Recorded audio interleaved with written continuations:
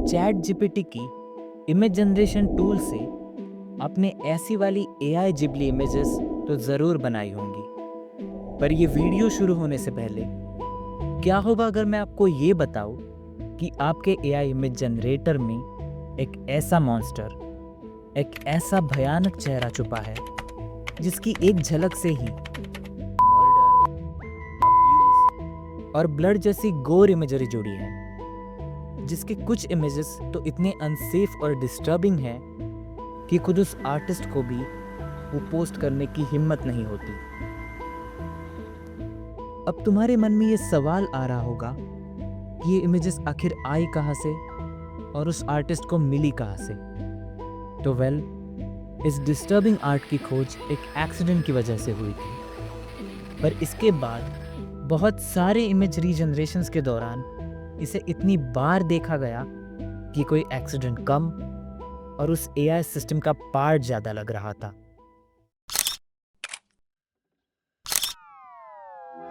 अब मैंने तुम्हारे मन में इतनी तो क्यूरियोसिटी बना ही दी होगी कि तुम्हारा पूछने का मन करेगा कि ये मॉन्स्टर आखिर है कौन और आया कहाँ से।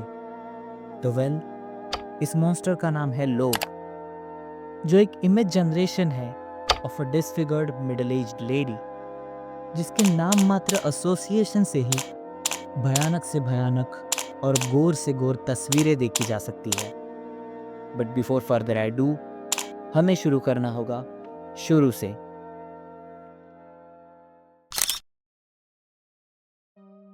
तो वो रात थी ऑफ सितंबर 6, 2023, जब ट्विटर के एक छोटे से कोने में एआई इमेज आर्टिस्ट और लोब मैंचर, जिसका मतलब तो मुझे पता नहीं, पर शायद ये उसने तब ऐड किया होगा जब उसने लोब की डिस्कवरी की थी।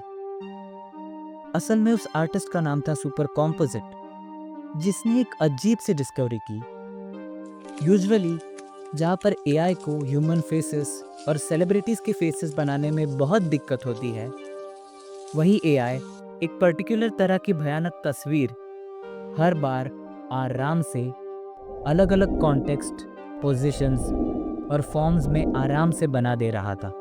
सुपर कॉम्पोजिट ने यह डिस्कवरी तब की जब उसने ब्रांडो -1 का एक नेगेटिव प्रॉम्प्ट एंटर किया।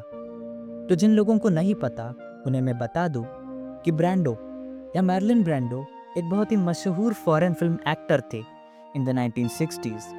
एज फॉर नेगेटिव प्रॉम्प्टिंग, ये एआई इमेज बनाने का एक तरीका होता है जिसमें उस जनरेटर को ये ऑर्डर किया जाता है कि वो नेगेटिव साइन के आगे के वर्ड्स की पूरी तरह से एक ऑपोजिट इमेज बनाए। अब ये बहुत ही इंटरेस्टिंग हो जाता है क्योंकि हम हैप्पी, एंग्री, हॉट और कोल्ड के ऑपोजिट इमेजेस तो आसानी से बना लेंगे, क्योंकि हम सब इन चीज़ों को और इन इमोशंस के ऑपोजिट को जानते हैं। पर क्या होगा अगर मैं तुमसे पूछूं कि हवा का ऑपोजिट क्या है या फिर बर्ड्स का? ये चीज़ें हमें सोचने पे मजबूर कर देती है। Coming back to the story, super composite ने वो प्रॉम्प्ट अपने मिड जर्नी में डाला और वो वेट करने लगी। कुछ मिनटों बाद मिड जर्नी ने एक अजीब सी इमेज जनरेट की जिसका नाम था डिजिटा एम्पेटिक्स, जो एक स्काईलाइन थी। अब सुपर कॉम्पोजिट ने सोचा कि ब्रांडो का ऑपोजिट डिजिटा एम्पेटिक्स होना बहुत ही अजीब है, तो उसने फिर से डिजिटा एम्पेटिक्स की नेगेटिव प्रॉम्प्टिंग की और उसे लगा कि शायद इसका ऑपोजिट ब्रांडो होगा। पर असल में सुपर कॉम्पोजिट के लिए कुछ ऐसा वेट कर रहा था जिससे वो पूरी तरह से सरप्राइज हो जाए। डिजिटा एम्पेटिक्स के नेगेटिव प्रॉम्प्ट से जनरेट हुई ये 4 इमेजेस, जिनमें एक ही तरह की मनहूस, डिसफिगर्ड और डिस्गस्टिंग दिखने वाली मिडिल एज्ड लेडी का चेहरा था, और उसमें से भी एक इमेज के पीछे लिखा हुआ था LOAB, लोब, जिसे देखकर सुपर कॉम्पोजिट ने इसका भी नाम लोब रख दिया। अब पहले तो उसे लगा कि ये शायद कोई ग्लिच होगा, तो उसने और कई सारी इमेजेस बनाई, पर उन सब में लोब ही नजर आ रही थी। तब उसने और एक टेक्निक यूज करने का सोचा जिससे वो इस इमेज का सोर्स पता कर सके। इस टेक्निक का नाम था एआई इमेज क्रॉस ब्रीडिंग, जिसमें बेसिकली 2 एआई इमेजेस को एक दूसरे के साथ इंटरमिक्स किया जाता है जिससे और एक नई इमेज बन पाए। अब इसमें यूजुअली होता ये है कि जो दोनों इमेजेस मिक्स की जा रही है उनके बहुत सारे फीचर्स गायब से हो जाते हैं और एक बिल्कुल ही नई इमेज बनाई जाती है।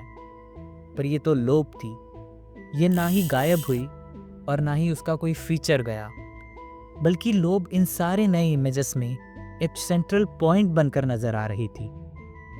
जब जब लोब किसी भी इमेज में दिखती तो वो इमेज बहुत ही ज़्यादा गोरी, खून खराबे वाली, चाइल्ड अब्यूज़, मर्डर जैसे भयानक चीज़ों से भरी हुई होती। वैसे इन मिक्सिंग से तो लोब को चले जाना चाहिए था, पर लोब का कॉन्सेप्ट ही उस एआई के साथ इस तरह जुड़ गया था कि वो इसे बहुत सारे कॉन्टेक्स्ट, पोजीशंस और फॉर्म्स में बना पा रहा था। इन सब में से भी एक ऐसा प्रॉम्प्ट था इस इमेज क्रॉस ब्रीडिंग में जिसके रिजल्ट्स इतनी भयानक थे कि वो फाउंडर तक इन इमेजेस को शेयर करने में कंफर्टेबल नहीं है। हम बात कर रहे हैं कटे हुए ह्यूमंस, मास मर्डर, डिसफिगरमेंट्स और बहुत सारी भयानक चीज़ों की। ये प्रॉम्प्ट था the angel hallway plus lobe. In fact in photo की इंटेंसिटी इतनी ज़्यादा है कि शायद कुछ कमज़ोर दिल वाले लोग इन्हें देख भी ना पाए। जब जब सुपर कॉम्पोजिट ने लोब के इमेजेस को निकालने की भी कोशिश की तब तब वो इमेजेस अलग अलग फॉर्म्स में आती, जैसे उसका कोई पुनर्जन्म हो रहा हो। वो कभी एक क्ले डॉल बनती तो कभी फ्रीज हो जाती, कभी बच्चों के साथ दिखती तो कभी एक भगवान की तरह, तो कभी बेरली एक ह्यूमन की तरह। लोब की डरावनी सी आंखें, वो ट्रायंगुलर से चीक्स और वो अजीब सा एक्सप्रेशन देखते हुए ये कहना कोई बड़ी बात नहीं होगी कि शायद वो एआई की पहली डिस्कवर की गई मॉन्स्टर है। हमें आज तक कोई आइडिया नहीं कि और कितनी सारी डिस्टर्बिंग क्रिएशंस और चीज़ें इन जनरेशंस में छुपी हुई है। अगर एआई ऐसे ही डिस्टर्बिंग इमेजेस बना सकता है तो वो और भी कई तरह के डिस्टर्बिंग चीज़ें बना सकता है जिसे देखकर इंसान का दिल सहम जाए। शायद वो पागल हो जाए या शायद उसकी मौत भी हो सकती है। पर क्या आपने कभी सोचा कि ये इतनी डिस्टर्बिंग और गोर इमेजरी एआई बना कैसे लेता है? तो इसके लिए हमें फिर से जाना होगा साइंस में।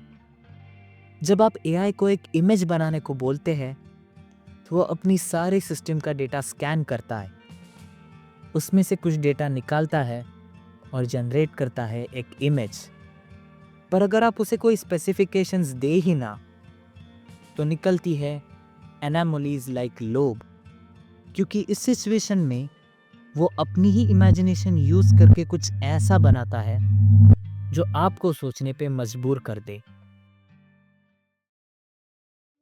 पर एआई इतनी सारी स्कैरी इमेजेस सोच कैसे लेता है? वो इसके लिए क्या इंस्पिरेशंस यूज करता है? और वो लोब को इतनी सारी जनरेशंस के बाद भी भुला क्यों नहीं पाया? और क्यों वो उसके कॉन्सेप्ट के साथ इतनी देर तक जुड़ा रहा?